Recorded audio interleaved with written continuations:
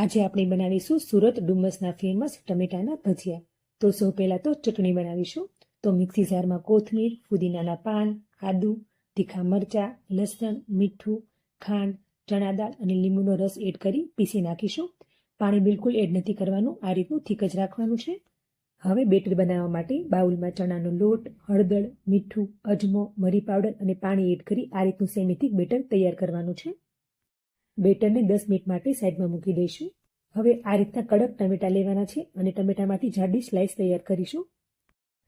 ટમેટાની slice ઉપર ચટણી લગાવીશું। બધી slice પર આ રીતે ચટણી લગાવી દઈશું। ચટણી લગાવેલી ટમેટાની સ્લાઇસને બેટરમાં ડીપ કરીશું। સારી રીતે બેટરથી કવર કરીને તેને ગરમ તેલમાં ફ્રાય કરીશું।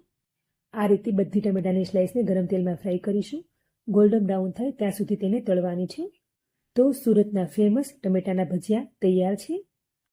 તો સુરતીઓ, વરસાદ પડે ને તો ડુમસ જવાની બિલકુલ જરૂર નથી। આ રીતે ટમેટાના ભજીયા ઘરે ટ્રાય કરજો। Enjoy, follow for more recipe.